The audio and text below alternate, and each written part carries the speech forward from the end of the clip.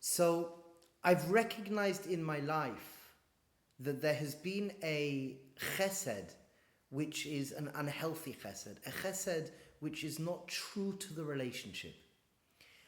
I've chosen to be courageous. I've chosen to stand up and make that stance that I do not want my life to be lived like this, and I've moved into a phase of gevurah. I've pulled back.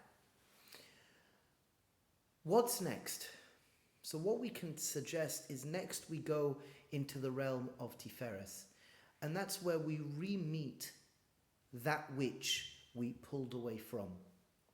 And what we can suggest is, if we've got the Tiferet right, if we have the Tiferet that it is now healthy, I now re-meet what's going on, and it may be the same thing I pulled away from, but my attitude, my expression is different. So let's take the woman in the kitchen. The woman in the kitchen, she had been cooking for so many years, and she'd been making wondrous and wonderfully tasty food. Her husband, though, was unhappy, and her husband was saying, "You're not really cooking for us, even though you claim, look what I'm doing for you.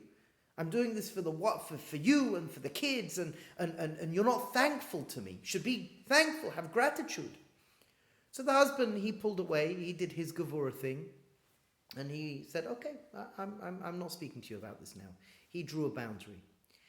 And she, within herself, realized, you know what, actually, this chesed that I think I'm doing, it's coming from my ego, it's coming from my expectations and assumptions of what things should look like, how things should be. But it's not really actually listening to my husband. He wants simple food. He doesn't like all this complex food.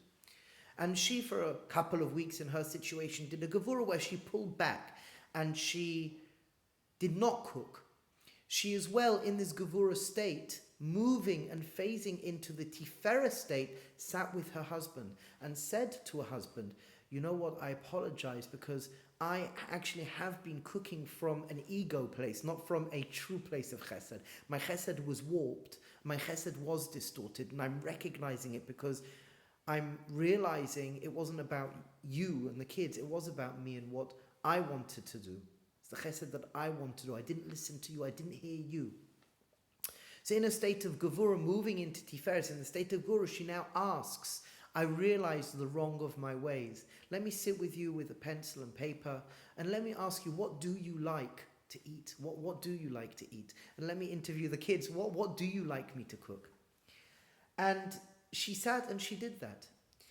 And then what happens is that Friday came and she went into a kitchen and her mindset was different. I'm now going to cook food that my family actually want. And even though it's going to be easier to cook, even though it's going to take less time to cook, inside I'm uncomfortable. Inside I'm like this doesn't seem right. There's all this communication that's coming up from the nefesh, from the ego. But in her state of consciousness, in her state of das, her ratzon, her wanting was to do good for the family, her husband, the children. So she actually cooked a meal, and this was the first time she did real chesed. And even though it was difficult, even though it brought up lots of stuff that she was uncomfortable with, she was courageous, she was daring, she was brave, and she did it. And then when Friday night meal came, everyone was so truly happy. Everybody was sincerely happy. And when her husband said thank you to her, he meant what he said, and he said what he meant, and she felt great inside because it was real. That's Tiferet, that's beauty, that's harmony, that's coming together. Take, for example, the man who has this business and he's a workaholic, and even though in his mind, in his corrupt chesed, in his corrupt expression of chesed, what's he doing? He's at work, and he will turn around when his wife and kids say, "Abba, all we want is want you home." And he says, "You're ungrateful. Look at what you're ungrateful. I'm working so hard for you." But then he realized he went inside the wrong of his ways. And he took time off work, he thought about it, and He himself actually had to go to some therapy because it was very, very difficult for him. But when he finally did that therapy, did the gevura, he let go, he was courageous, he was brave. When he came to his family and he apologized and he was real, they accepted him back because they want the relationship. That relationship is now real. That relationship is now beautiful, Tiferet, where two wholesome people can relate to each other honestly and sincerely. And there's a much deeper intimacy that's enveloping now the relationship. Take, for example, the person who had an issue with food. They pulled back, they had their intermittent fasting, they did not touch that food. And in the gevura state, they've dealt with the issues, they've gone to therapy, they've done meditation, they've done ℎ'𝑎𝑟𝑚𝑜𝑛�, they've done journaling work, they've spoken to their friends, they've done the rebirthing. When they come now to that food, they could really enjoy it and they own the situation. They're not the victim anymore. And what I can suggest in life, we're always phasing through these three different elements. We're always phasing through chesed to gevura and gevura to Tiferet. We may not be consciously aware of it, and there's many areas of our lives, maybe we're not phasing from chesed to gevura adequately and from gevura to Tiferet adequately.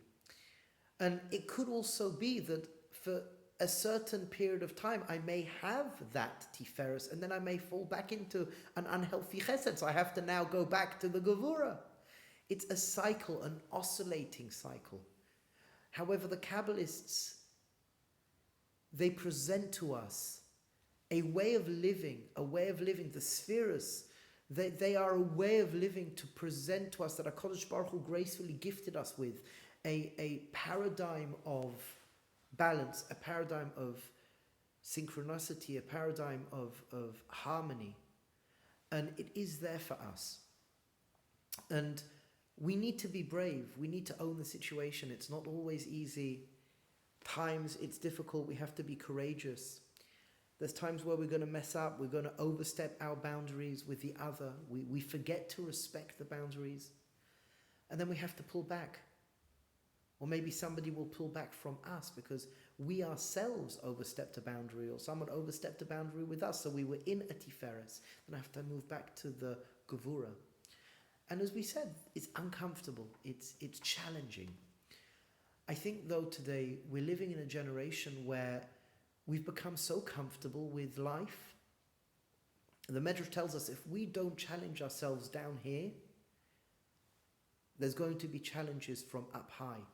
And it's important to challenge ourselves. It's important to be real. It's important to recognize that there is emes and shalom. There's emes and shalom. There's mishpat tzedek and there's shalom. And we want to live a life of shalom. We want to live a life of emes. Sometimes we may pull away. We've got the chesed, we've got the relationship, however it's manifesting from an unhealthy perspective, and I pull away.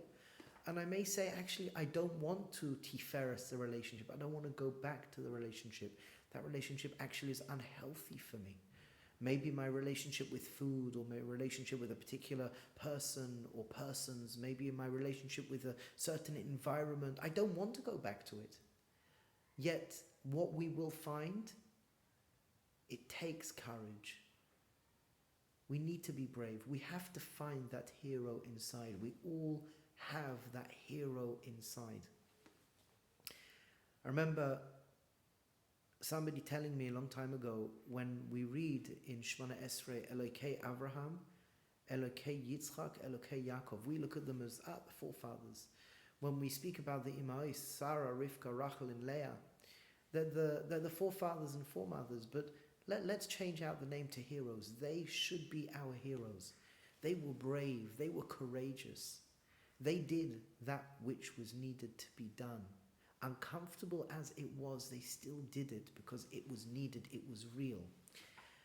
And I'm asking of us, I want to live in a more enlightened world. I want to be more enlightened. I want to live in a world of harmony, respect, love, and compassion.